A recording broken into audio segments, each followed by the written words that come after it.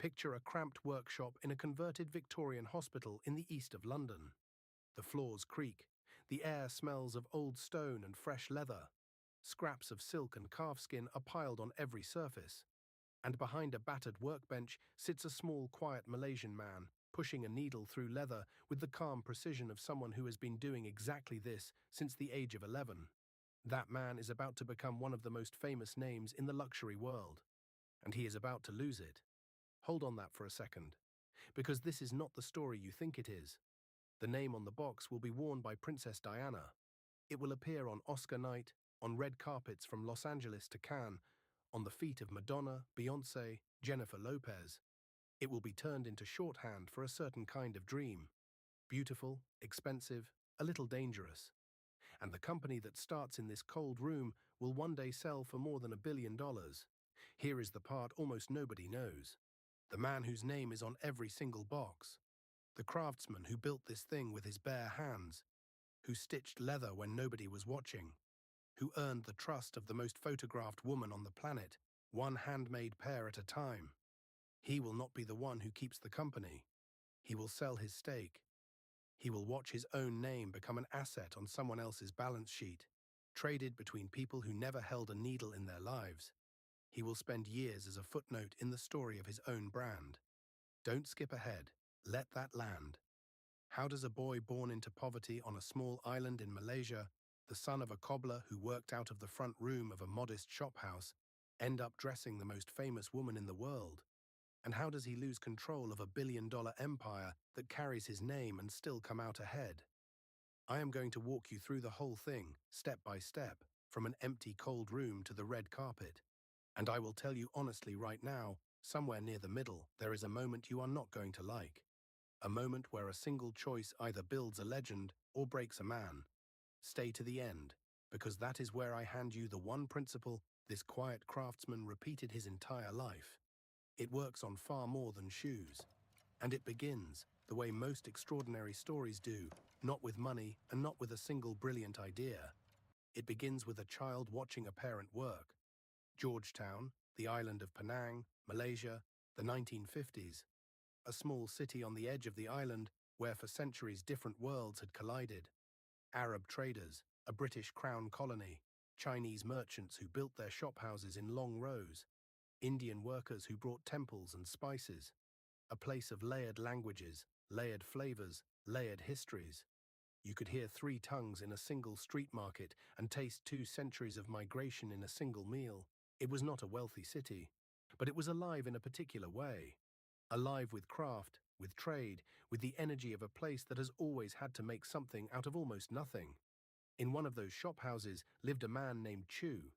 He ran a shoe shop out of the front room of the family home. He was both a cobbler and a shoemaker, someone who repaired what already existed and created what did not. Every morning he opened the shutters, sat at his workbench, arranged his tools, and began. There was nothing romantic about it. This was simply the work that fed the family. On the 15th of November, 1948, a boy was born into that home. His name was Jimmy Choo, the second of 11 children. 11 children. Remember that number. The family was not starving, but every coin was counted. Money was allocated, not spent. Education was valued but never guaranteed. When necessity called, school could wait. This was a world where everyone contributed what they could, where the ability to make something with your hands was not a hobby but a form of survival. And here is the first sign this child was not like the others. Every day after school, little Jimmy came home. Not to play, not to rest. He came to watch. He would settle at the edge of his father's workbench and observe. The way a piece of leather was chosen and held up to the light to check for flaws. The way it was rubbed between the fingers to feel its weight and softness. The way a wooden last, shaped like a foot, gave the shoe its form before the leather was even touched.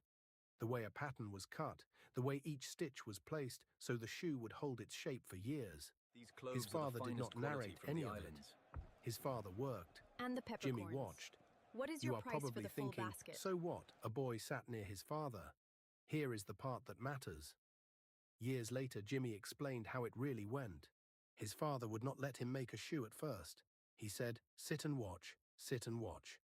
And so he did, for months and months, not days, not weeks, months of pure observation before he was allowed to pick up a tool. There is an entire philosophy hidden in that. You do not begin by doing, you begin by seeing, really seeing, with your full attention until the thing you are watching starts to live in your hands on its own, without thought. It is an ancient method. It is also astonishingly effective. By the age of 11, Jimmy had made his first complete pair of shoes. Not a practice piece, a real pair. Leather slippers, hand-stitched, cut to fit his mother's feet exactly. He gave them to her. She put them on. His father looked at the work and said almost nothing. But he nodded.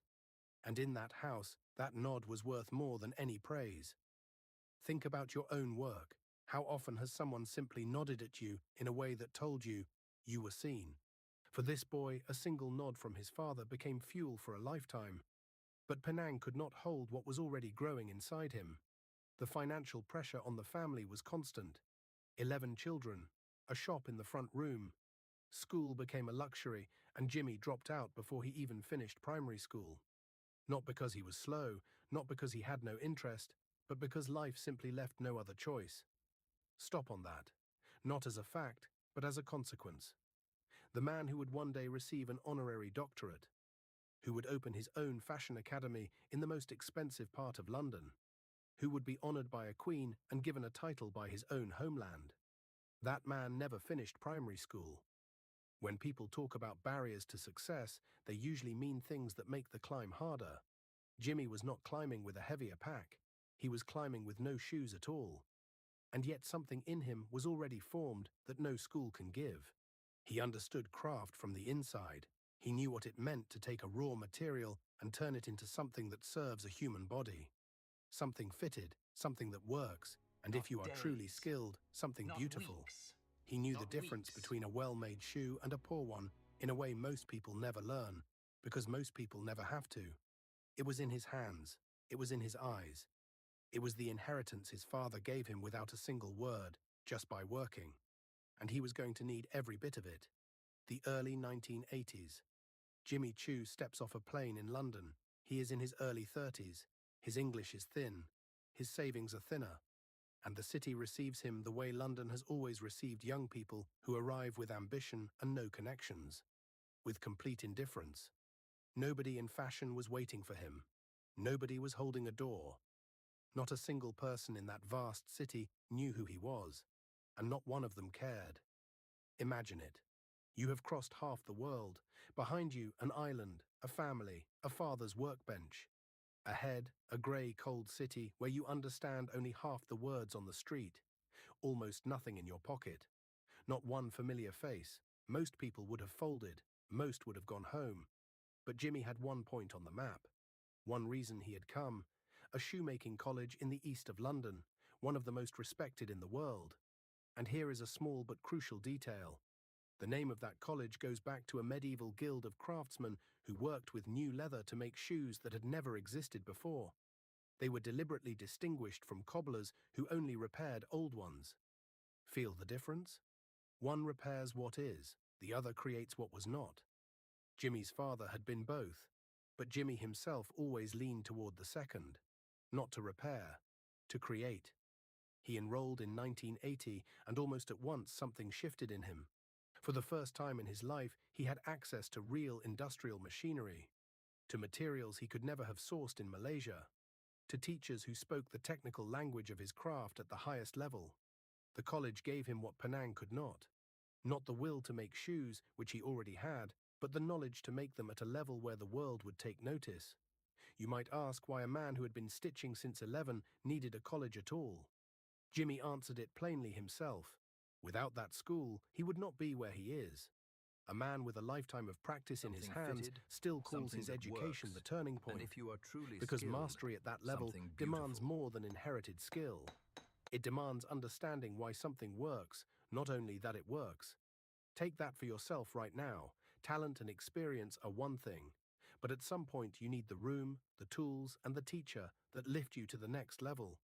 Jimmy was not too proud to sit at a desk at 30, and it changed everything. He graduated in 1983. Then he did something almost nobody in his position would dare. He opened his own workshop. Think about how bold that is. Most graduates look for a job. Most people who arrive in a foreign country with poor language and empty pockets look for the safety of a salary. Jimmy was not looking for a salary, he was looking for space. In 1986, he found it in the most unlikely place, an old Victorian hospital that had shut its wards and been turned into studios for artists and craftspeople. There was a room free, no glamour at all. 4 walls, high ceilings, a cold floor, and just enough room for a workbench. A place where sick people had once lain, where the walls remembered patients. And there a man set down his table and began to make beauty. He rented the room, laid out his tools, and opened. And here is what separates his story from 1,000 others. From the very first day, he worked only by commission. Every pair was made entirely by hand, fitted personally to each client. No shelf, no ready product, nothing that could be reproduced without Jimmy himself sitting across from you and studying the shape of your foot. Every pair was a separate problem. Every client was a separate conversation. It was the opposite of scale, and he knew it, and he did not care. He was making the shoes he believed in. As a business mind, you are probably thinking, that is a dead end. You cannot grow like that. 1 craftsman and 1 table is a ceiling. You are right. That exact trap becomes the hinge of this whole story. Remember it. But for now, word began to spread, not through advertising, not through the press. Through that quiet, stubborn way, reputation moves among people who understand quality. One happy client named him to another. A tailor recommended him. A stylist wrote his name down. The quality was You undeniable, might and ask it why built a its man who own had been stitching reputation. since 11 Picture needed a a woman college who at had all. fought with shoes her whole Jimmy answered life. it plainly The pretty himself. ones pinched, the comfortable ones looked cheap, and she had resigned herself to choosing between pain and ugliness. Someone whispered a name to her. She came to a cold room in an old hospital. The craftsman sat across from her, studied her foot, promised nothing extra. And in time she slipped on a pair that fit like a second skin. For the first time she did not have to choose between beauty and comfort. That is what he was really selling.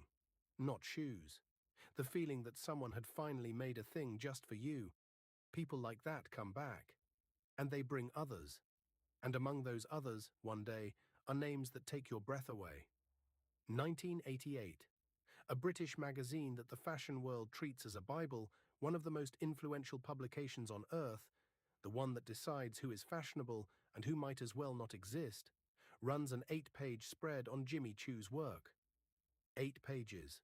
For a man working alone, in a converted hospital, in a poor part of East London. This was not an opportunity. It was an earthquake. It was the moment the entire fashion world looked at him and decided he was real. Yesterday, you are an unknown craftsman, spoken of only in whispers. Today you are being flipped through in glossy pages across the country. One morning, and the world that did not care about you suddenly knows your name. And the orders came from an entirely different level of client. You might think he just got lucky, landed in the right magazine. Here is why that is wrong. 8 pages are not handed out by luck. They are given when quality is so obvious it cannot be ignored.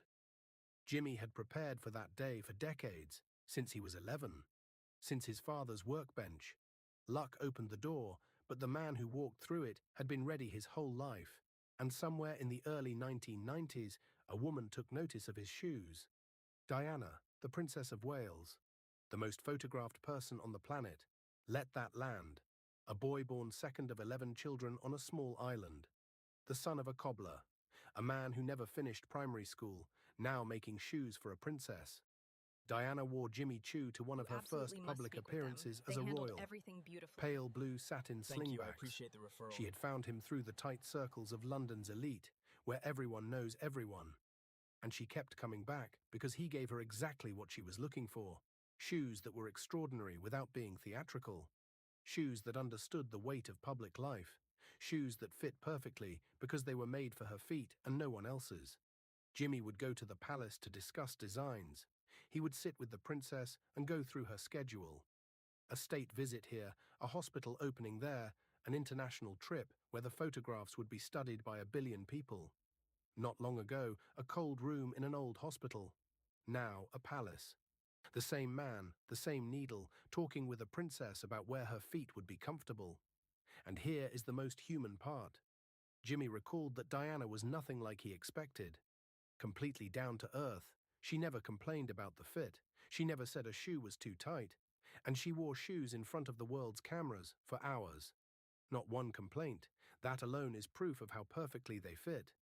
She sent him handwritten thank you notes after his visits. And he told one story more than once. The princess, he said, was not like the other royals. She would try to carry his bags for him. Stop on that image, the most famous woman in the world reaching to help carry a shoemaker's bag. In that one gesture is everything about why they worked. She was interested in the human being, not just the product. And he answered her with the same. Think about why people truly attach themselves to you or to your work. Not because of what you sell, because of whether they see a living person in you. Diana could have ordered shoes from anyone on earth. She came back to a quiet Malaysian man in East London because he treated her like a person. The shoes they made together spanned nearly a decade.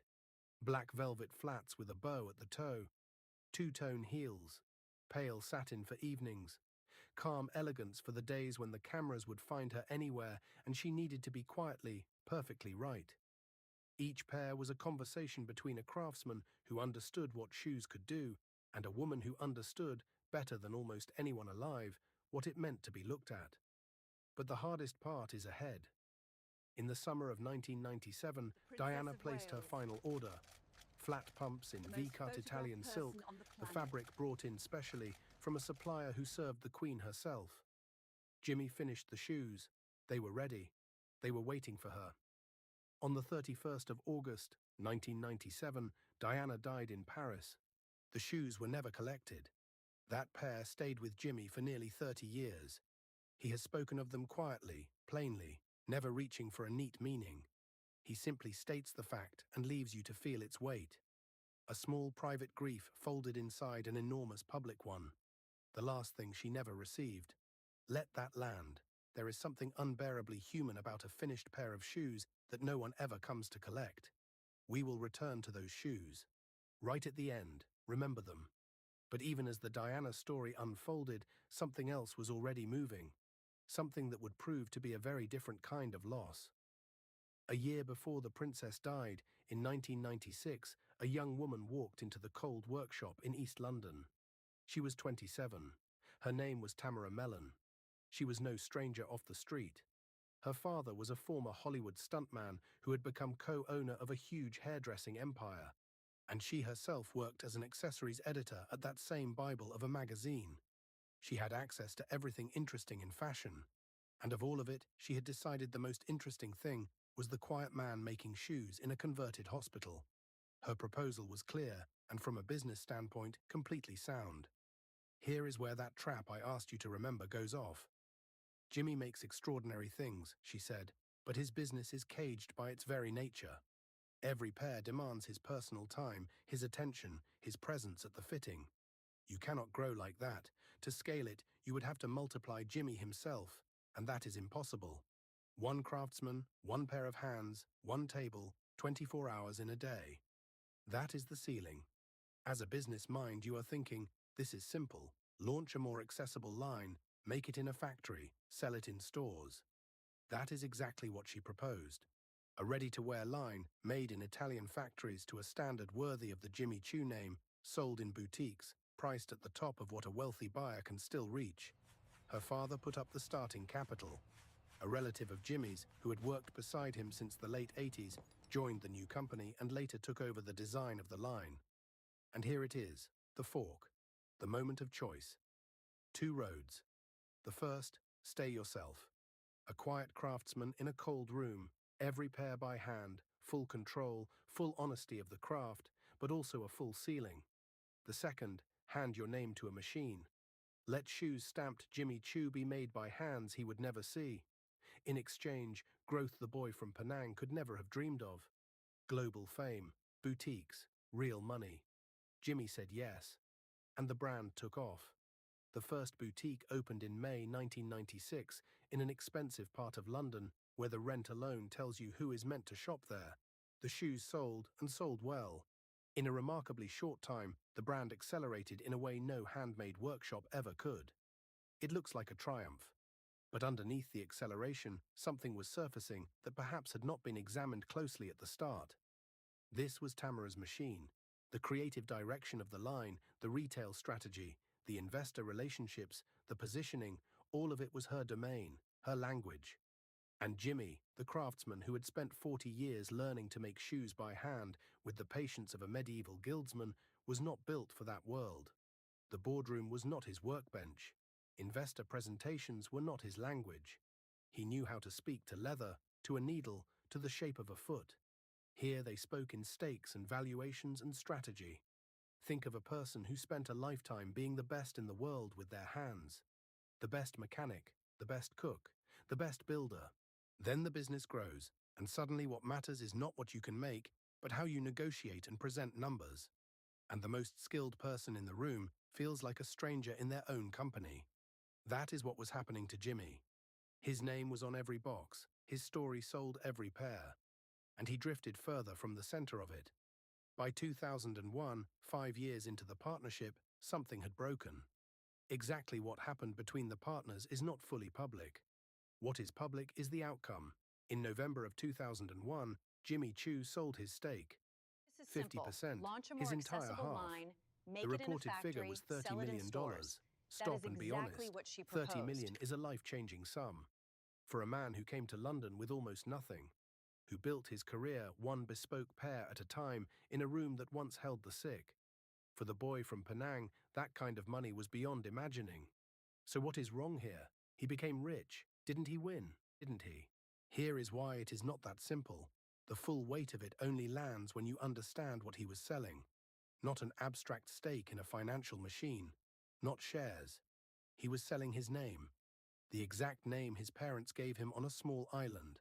The name that had appeared across 8 glossy pages, that had been on a princess's feet, that had come to mean the highest luxury to millions. Those words now belonged to other people. He had sold the right for a succession of owners to use his own identity as a commercial asset. He was 53, and from that moment he no longer owned himself in that particular way. Let that land. You spend 40 years learning a craft. You pour the name your father gave you into every single thing you make. You raise it until it means luxury to the whole world. And then you sign a paper, and the name is no longer yours. The company with your name will move on. Without you. What happens to a craftsman when the company bearing his name moves on without him? Business journalism rarely asks that, because it usually follows the money, and the money went with the brand. But it is the far more interesting question, and the brand did continue. Look at what it became. In 2001, an investment fund came in. In 2004, another bought a controlling stake. In 2007, yet another bought the company. In 2011, the brand passed to a division of a large Luxembourg holding for around £500 million. That same year, Tamara departed too, selling her stake for a reported $135 million. Notice that she sold her half for roughly what the entire company had gone for a decade earlier. That is how far the price had climbed. And that was not the end. In October 2017, a major American fashion group completed its purchase of Jimmy Choo. The figure, $1,350 million. In November of 2001, The group then Jimmy renamed Choo itself sold and his brought 3 stake. leading brands under one roof. 50%. And Jimmy Choo alone now generates revenue approaching $600 million a year. A business that began in a rented room in a shuttered hospital, that in its early form was essentially one craftsman and his workbench, became an asset worth more than $1 billion. You might think, so he lost after all. He sold for 30 million, what would be worth over $1 billion. Stop. Here is the point. This does not happen by accident, and it does not happen without a foundation. The Italian manufacturing, the boutiques, the investors, the film placements, the marketing, all of it was worth what it was worth only because of the foundation beneath it. What actually made the brand unstoppable? Not just the shoes. The shoes were excellent, but luxury is full of excellent shoes. What set it apart was a story no one could invent, because no one invented it. It was lived. A boy from Penang, a father's workshop, a Victorian hospital in East London, a princess's feet. The realness of that story gave the brand a gravity money cannot buy. When the brand reached Hollywood, it arrived with that story already inside it. Remember the scene in a certain series that made millions of women memorize this name? The writers used those shoes as shorthand for a dream, not because someone paid more, but because the brand already meant something real in people's minds. And the connection to the princess kept working decades after her death. Journalists rediscovered and retold the stories. The pale satin shoes, the pair never collected, the handwritten notes sent to a workshop. These were not press releases. They were true things between two real people, and no marketing budget can manufacture that. Write down the main lesson. You can buy factories, boutiques, marketing, lawyers, the trademark, the name on paper. All of it is for sale. But you cannot buy what lies at the very bottom. The real story, the real mastery, the real human knowledge living in the hands of a specific person. That is what Jimmy Choo was. A man, a story, a craft, a name. Everything built on top was worth its price only because of that foundation. So who really won? The funds that traded the company between them for profit? The corporation that paid over $1 billion? In October Or the quiet man 2017, a left major without his American name, fashion but group with a whole completed life its ahead of purchase him? of Jimmy Choo. We are trained to say the winner is whoever ended up with more money. But stop. While the name passed from hand to hand, Jimmy himself did not disappear. He did what he had always done. He worked. After the sale, he helped the brand for a while, but more and more he returned to his original form, to handmade shoes, to bespoke commissions, to clients who came to him for what no factory could give. He made shoes the way his father taught him, with full attention and full hands. And here is a detail that warms you. In 2002, a year after he sold his stake in the company bearing his name, a queen honored him for his service to the fashion industry. Notice the timing. He had just stepped out of the commercial empire that carried his name. And that was the moment the state chose to formally recognize what he had done. The honor was not for the deal, not for the millions. For the craft, his homeland recognized him too, granting him a title. A son of the island who had walked out into the world with almost nothing and made the world look at his home differently. He had left with no money and returned as a name, putting his hometown on the map of world fashion. There is a victory you can count in dollars, and the funds and the corporation got it.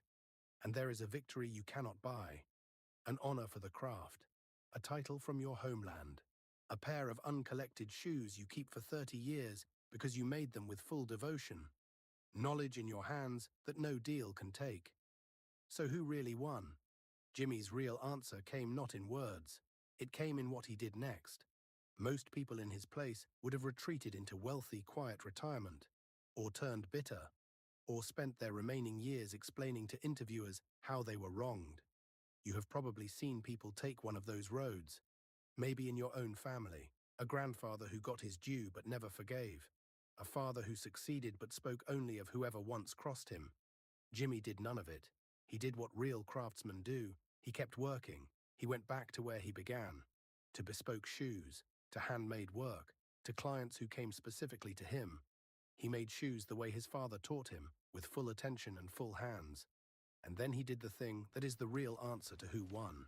In 2021, he opened his own fashion academy in the most expensive part of London.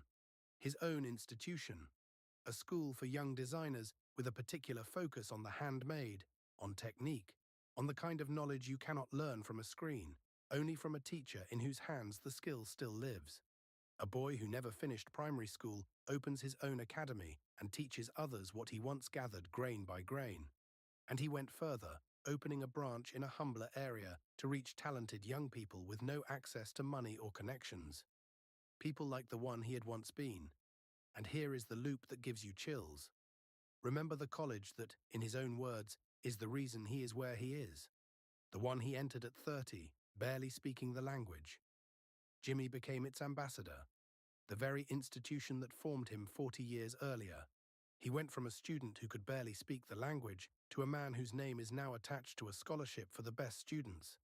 His name on the very opportunity he once needed himself. In one interview, he said something simple. If you learned a craft from your parents and mentors, even studied abroad, it would be a crime not to pass it on. That is the main lesson. the one principle worth staying to the end for. Knowledge only has value if it moves forward. Jimmy understood that as a child at his father's bench. His father gave no lectures, his father worked, and he watched for months. The knowledge passed from his father's hands into his, and now he passes it on to the students of his academy. That chain, from his father's bench to his own hands to students in London, is the real story of what he built. Not $1 billion, not the red carpets, the chain. Now come back to those shoes. Flat pumps in Italian silk, made for a princess, ordered in the summer of 1997, finished, waiting for her, never collected. They stayed with Jimmy for nearly 30 years. Think about what they mean. The craftsman finished them, knowing she would never come. No one would see them, no one would wear them. And he finished them anyway, down to the last stitch. Why? Because that is what you do when the work matters to you. You finish it, even when no one is watching. In that one pair is the whole clients man, who came the specifically care, to him. the completeness, He made shoes honesty the to way the his end, father taught even him, when there is no with full reward for it. attention and full Now hands. remember the question we began with. How does a boy from poverty, second of 11 children, son of a cobbler who never finished primary school, become the man who shoes the most famous woman on the planet? And how does he lose control of $1 billion empire and still come out ahead? Now you have the answer. He watched until he understood. Then he picked up the tools. Then he built something the whole world called beautiful. Then he lost the building but kept the tools. And then he kept building. The building can be sold. The name can be registered to others. The boutiques can be opened, closed, and refitted.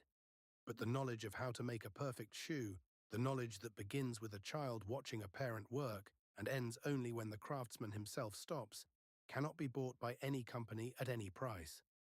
Jimmy Choo is 77 now, and he is still at the workbench, still teaching, still making shoes, still in conversation with the leather and the tools that have been his language since childhood. That is what he really proved. Not that you can earn $1 billion. The funds and the corporation proved that. He proved something else. That mastery, built slowly and honestly, is a form of wealth no market can fully price and no deal can take away. Now it is your turn. Write one number in the comments, from 1 to 6. Which part of this story hit you hardest? The boy at his father's bench? The deal that took his name? Or the pair of shoes no one came for? One number. I honestly want to know where you saw yourself, and send this to one person you know. The one who is brilliant at their craft, with their hands or their head or whatever it is, but keeps telling themselves there is no real money in it, and it is time to do something more serious. One share from you might remind them that real mastery is an asset no market can take. And next week I will break down a man who did the exact opposite, who did not sell his company but clung to it with a death grip and nearly lost everything over one stubborn decision. Inside is a document proving the investors knew he was driving the business toward a cliff and said nothing.